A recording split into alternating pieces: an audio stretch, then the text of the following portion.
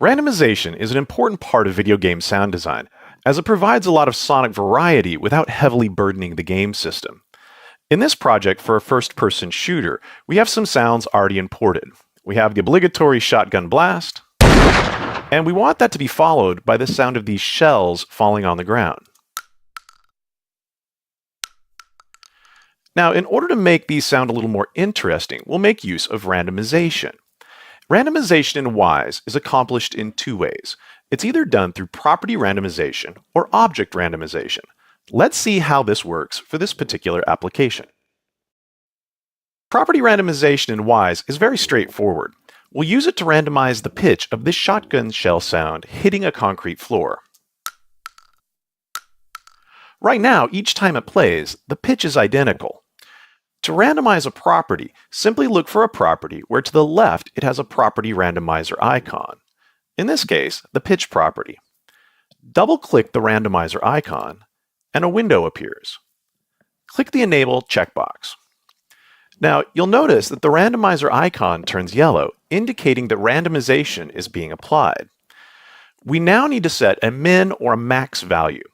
The min value represents an offset from the core value. Since this is a pitch property, the values are expressed in musical cents, where 1200 cents equals 1 octave.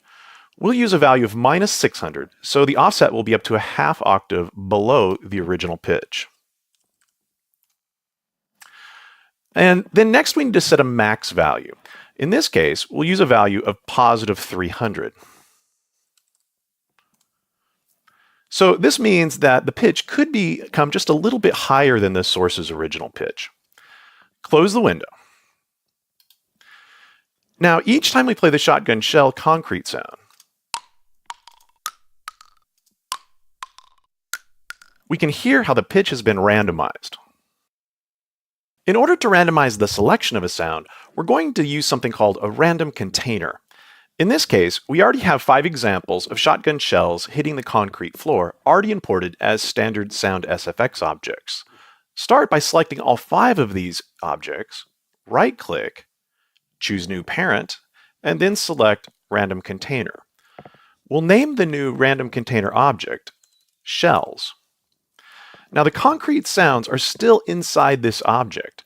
We can see this by expanding the Shells object to reveal what's inside. Next, click the Shells random container, and that'll put the transport in focus of the Shells object. Clicking play, we can hear that each time we play, it's randomly choosing one of the 5 objects within. We do have some control over how randomization of sound selection is applied.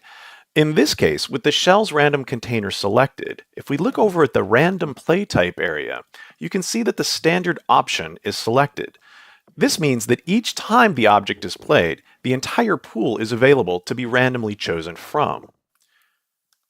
Shuffle will randomly select one of the items, but it won't repeat until all of the objects within the random container have been played through. You even have a checkbox to avoid repeating the last certain number of objects from ever being played in a row.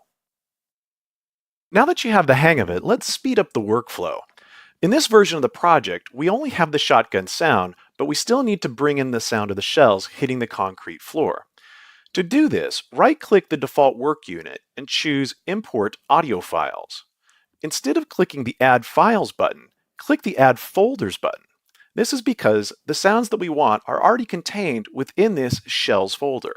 Select it, and then click the Select Folder button. A dialog window appears, indicating that the Shells folder will be represented as a random container, and then the audio files within will automatically become sound SFX objects. Click Import. Now we can see the Shells random container is created, and if we expand it, we see the audio files are in fact sound SFX objects. Now, if we click on the Shells container, we can now go to its pitch property and click the randomizer icon. Enable it, and then we'll enter in our min and max values.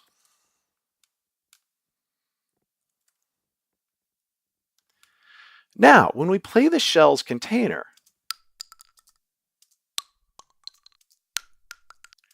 We can see that each time it plays, it's randomly choosing from one of our shotgun shell sounds within, and it's also automatically randomizing the pitch.